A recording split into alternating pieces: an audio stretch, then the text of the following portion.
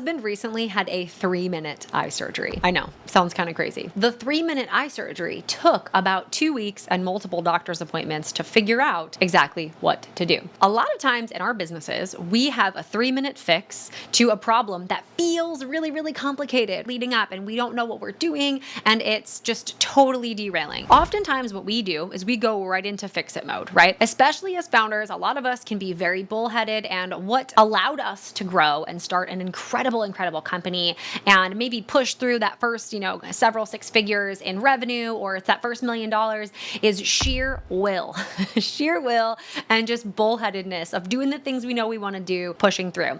And what ends up happening is there's this interesting switch that once you hit either it's a certain revenue number or a team size, or depending on what your model looks like, there's a switch that happens where all of a sudden, a lot of folks probably have heard this before, but what got you there won't get you to the next piece. And so when my husband had this 3-minute eye surgery, I started thinking about this whole path. It's really interesting. He had 3 specialists and a bunch of people speaking into what they felt like might be wrong with his eye. He started experiencing pain, and they were giving him CAT scans and making sure that he didn't have a brain tumor, which thankfully he does not. They were doing all these things. He went to emergency room, he went to an eye doctor, and then he went to a retinal specialist. All of the kind of buildup of finding out what that problem was, like the root cause of the actual problem, allowed the solution to happen in 3 minutes. And the reason is because we did all that work of problem identification first. So the doctors in the ER, when they were scanning his head, they didn't say, oh, here's the quick fix, we're going to give you some Tylenol, or here's the quick fix, we're just going to pump you full of fluids. They didn't start to solve the problem. They were just still in the process of diagnosing. And so some of you guys, as you're, either watching my videos or trying to improve your business in basically any direction,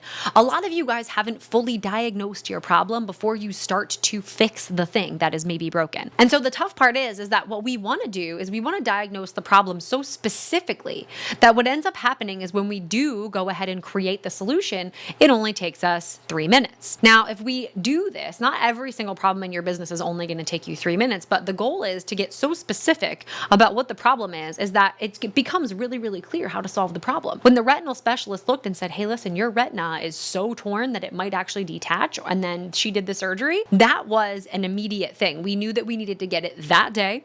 In fact, it was that hour because it was about to be Memorial Day weekend and everybody was going to be out of the office for several days. We got that surgery right there on the spot. And the coolest thing, probably for the retinal specialist and for my husband, right? He needed that surgery. She looked at him and was like, I know that this is going to solve your problem and you can't wait any longer to do this thing. So if we start to talk about diagnosing problems in our own businesses and diagnosing problems for others almost makes the sale inevitable. Steve wasn't going to walk out of this doctor's office and be like, oh no, I don't think I need eye surgery. It's like, no, this is clear that this is what's happening.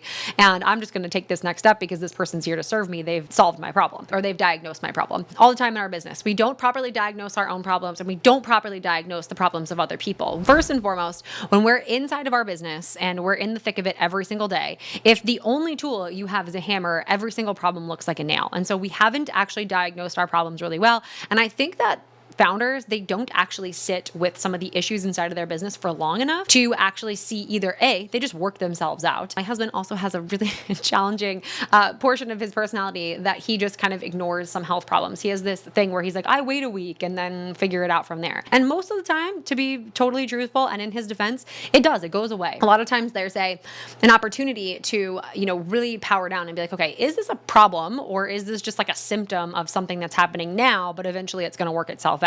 And so some of us jump in to solve problems and feel like we have our hair on fire all day, every day, because of the fact that we're actually trying to solve problems that aren't actually problems. So that's number one. Second is we're trying to solve problems, but they're not the right problems to solve, right? They're like, oh, we just need more revenue and then everything's going to be fine. It's like, revenue solves all problems up to a certain point right, in our business, but then it actually becomes a really huge challenge for us, especially when it comes to client retention and all those things as you grow and grow and grow a business. We're diagnosing the wrong problem. And the third thing is maybe we've diagnosed the problem, but we actually are making the fix more complicated than it needs to be, right? I see this all the time with growing companies where they'll jump in and they'll try to fix something and they build out this shiny new software or tool to solve their problem. And then actually it becomes really cumbersome to maintain. It becomes really challenging to actually be able to upkeep the thing that you've built. Ultimately, it erodes and then the same problem then presents itself again. What we want to do is we want to absolutely make sure that we're diagnosing our problems, that we're actually identifying that they're in fact problems, and then and finding the simplest solution for that right now. It's really, really important to make sure that we do those three things, because otherwise it's going to feel like our hair is on fire all the time. It's going to feel like we've got this situation inside of our business that just doesn't work for us, and that feels really, really cumbersome to like manage and maintain, right? We're going to be micromanaging our people, and there's going to be 1,000 problems all the time because everything's going to look like a problem. Externally, if you're a service provider, which I imagine most of the people who are watching these are, is that what we want to do is we want to diagnose external problems, because I actually see this happen all the time in service companies. They, get a call from a prospective client and they're like, yeah, I think that you have a problem and I think that we can solve it. Then they get behind the scenes of the business and they're like, ooh, actually, this isn't a marketing problem. This is like a sales funnel problem. It's a really, really interesting thing to try to diagnose the problems of your clients.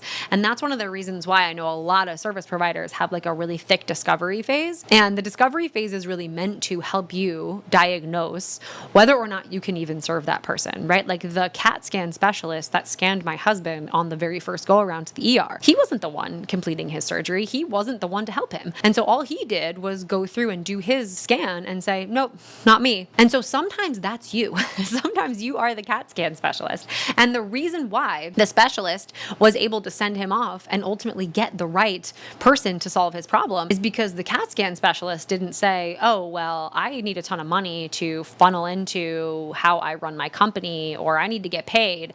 And so I'm going to go ahead and make up some kind of treatment that has nothing to do with what we're doing here. And we do this all the time in our business. If the money is green, we'll take it. We're like, oh, cool. You say you have a marketing problem. Sounds good. We'll take your money. And then they end up getting down the line and then they can't solve the problem because they're not equipped to solve the problem. It's not true. What we want to do is we want to get really, really, really good at the diagnosis phase inside of the way that we serve our clients. And we want to get really, really good at the diagnosis phase when we're looking at our back end operations and how we solve problems behind the scenes and how we can make sure that we are absolutely firing on all cylinders and that we've been able to diagnose a problem that feels really simple to actually address, feels really simple to maintain, and will actually provide our business with the longest term results inside of the company. So I know that my husband's 3-minute eye surgery might not feel like a business lesson, but there absolutely is a lesson in there. It is that if you spend the appropriate amount of time diagnosing the problem, so much so that you are confident that you know what the solution is, oftentimes the solution is simple, and sometimes it might even just take 3 minutes.